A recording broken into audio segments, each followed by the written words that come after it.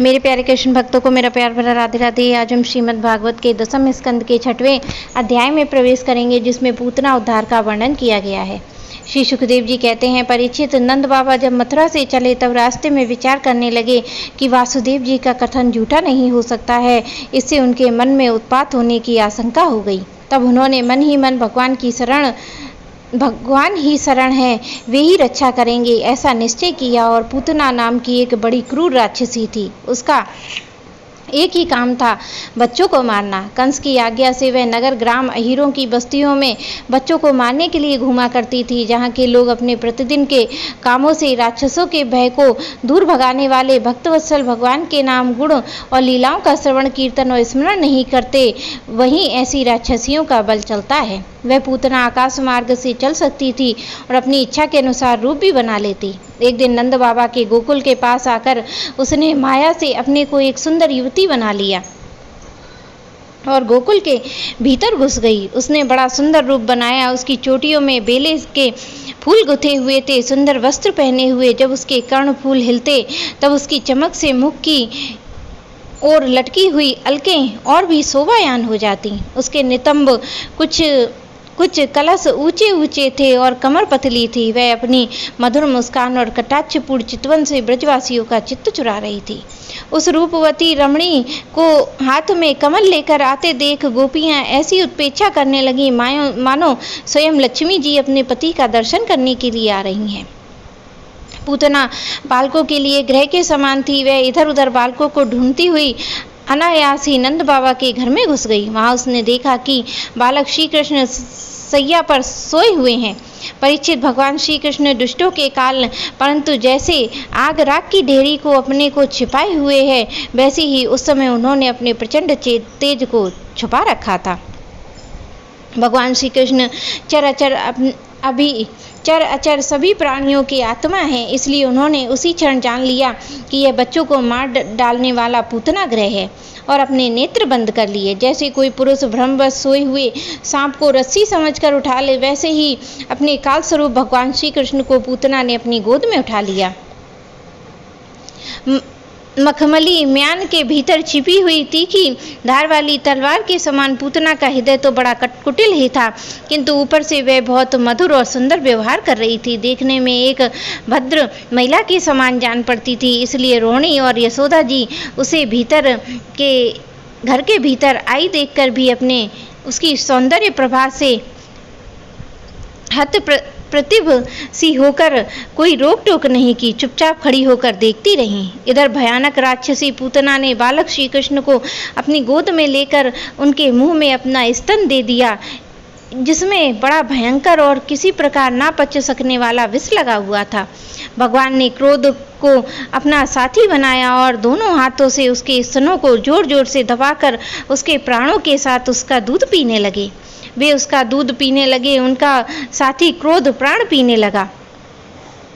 अब तो पूतना के प्राणों की आश्रयभूत सभी मर्म स्थान फटने लगे। वे पुकारने लगी, अरे छोड़ दे, छोड़ दे, अब बस कर। वह बार बार अपने हाथ पैर पटक कर रोने लगी। उसके नेत्र उलट गए, उसका सारा शरीर पसीने से लथपथ हो गया और उसकी चिल्लाहट का वेग बड़ा भयंकर था। उसके प्रभाव से पहाड़ों के साथ पृथ्वी, ग्रहों के साथ अंतरिक्ष डगमगा उठे।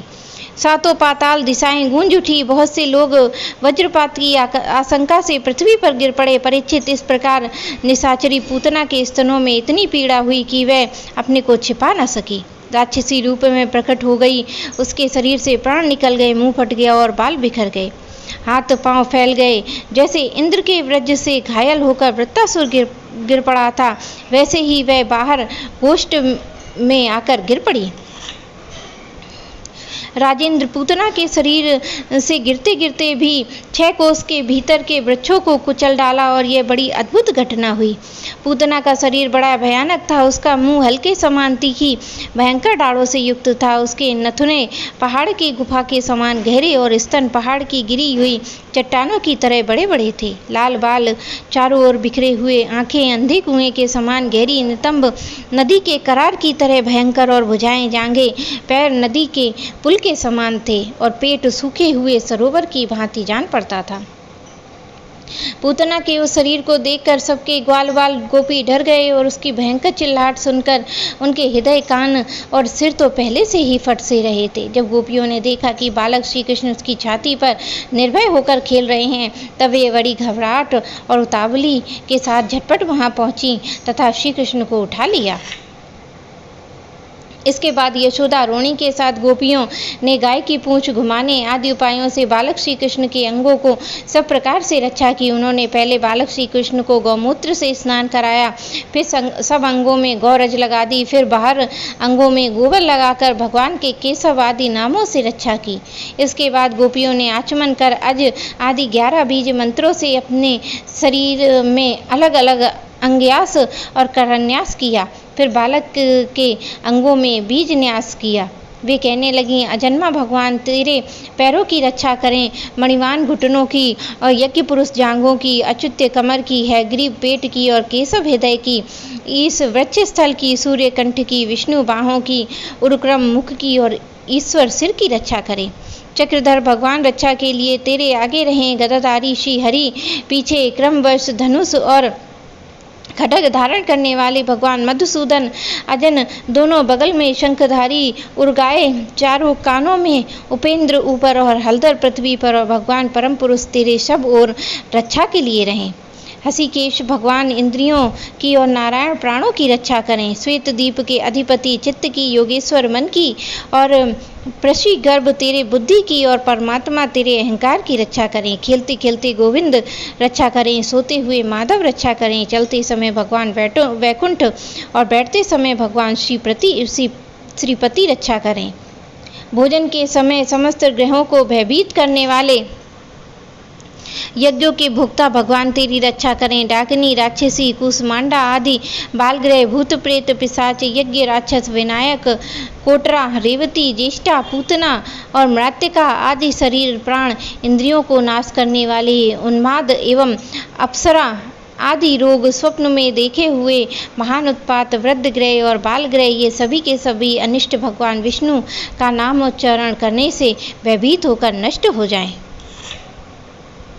श्री सुखदेव जी कहते हैं, परीक्षित, इस प्रकार गोपियों ने प्रेम पास में बंधकर भगवान श्री कृष्ण की रक्षा की। माता यशोदा ने अपने पुत्र को स्तन पिलाया और फिर पालने में सुला दिया। इसके बाद नंद बाबा उनके साथी गोप मथुरा से गोकुल में पहुंचे। जब उन्होंने पूतना का भयंकर शरीर देखा तब वे आश्चर्यचकित हो गए। वे कहने लगे, ये तो बड़े आश्चर्य की बात है, अवश्य ही वासुदेव के रूप में किसी ऋषि ने जन्म ग्रहण किया है, अथवा संभव है वासुदेव जी पूर्व जन्म में कोई योगेश्वर रहे होंगे, क्योंकि उन्होंने जैसा कहा था वैसा ही उत्पात यहाँ देखने में आ रहा है। तब तक ब्रजवासियों ने कुल्हाड़ी से पूतना के शरीर को टुकड़े टुकड़े कर डाला और गोकुल से दूर ले जाकर लकड़ियों पर रखकर जला दिया। जब उसका शरीर जलने लगा तब उसमें से ऐसा धुआं निकला जिससे अगर की सुगंध सी आ रही थी। क्यों ना हो भगवान ने जो उसका दूध पी लिया था, जिससे उसके सारे पाप तत्काल ही नष्ट हो गए। पूतना एक राक्षसी थी।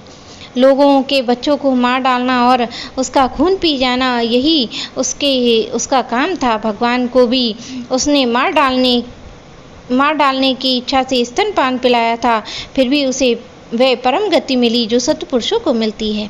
ऐसी स्थिति में जो परम ब्रह्म परमात्मा श्री कृष्ण को श्रद्धा और भक्ति से माता के समान अनुराग स्वरूप अपनी प्रिय से प्रिय वस्तु, उनको प्रिय लगने वाली वस्तु समर्पित करते हैं, उनके संबंध में तो कहना ही क्या है। भगवान के चरण कमल सबके वंदनीय, ब्रह्मा शंकर आदि देवताओं के द्वारा भी वंदित हैं। वे भक्तों के हृदय की पूंजी हैं। उनके चरणों से भगवान ने पूतना का शरीर दबाकर उसका स्तनपान किया था। मानो कि वह राक्षसी, परंतु उसे उत्तम से उत्तम गति जो माता को मिलनी चाहिए प्राप्त हुई। फिर जिनके स्तन का दूध भगवान ने बड़े प्रेम से पिया, उन गौओं माताओं की तो बात ही क्या है। परीक्षित, देवकी नंदन भगवान कैवल्य आदि सब प्रकार की मुक्ति सब कुछ देने वाले हैं। उन्होंने ब्रज गोपियों और गौओं का वह दूध जो भगवान के प्रति पुत्र भाव होने से वात्सल्य स्नेह की अधिकता के कारण स्वयं ही झरता था, भरपेट पान किया। राजन, वे गौएं और गोपियां जो निरंतर भगवान श्री कृष्ण को अपने पुत्र के रूप में देखती थीं, फिर जन्म मृत्यु संसार के चक्र में में कभी नहीं पड़ सकती, क्योंकि यह संसार तो अज्ञान के कारण ही है। नंद बाबा साथ आने वाले ब्रजवासियों की नाक में जब चिता के धुएं की सुगंध पहुंची, तब ये क्या है, कहाँ से ऐसी सुगंध आ रही है, इस प्रकार कहते हुए ब्रज में पहुंचे। वहाँ गोपों ने उन्हें पूतना के आने से लेकर मरने तक का सारा वृतांत कह सुनाया। वे लोग पूतना की मृत्यु और श्री कृष्ण के कुशल पूर्वक बचने की बात सुनकर बड़े आश्चर्यचकित हुए। परीक्षित उधर शिरोमणि नंद बाबा ने मृत्यु के मुख से बचे हुए अपने लाल को गोद में उठा लिया और बार बार उसका सिर सूंघकर मन ही मन आनंदित हुए। यह पूतना मोक्ष भगवान की श्री कृष्ण की अद्भुत बाल लीला है। जो मनुष्य श्रद्धापूर्वक इसका श्रवण करता है, उसे भगवान श्री कृष्ण के प्रति प्रेम प्राप्त हो जाता है। मेरे प्यारे कृष्ण भक्तों को मेरा प्यार भरा राधे राधे।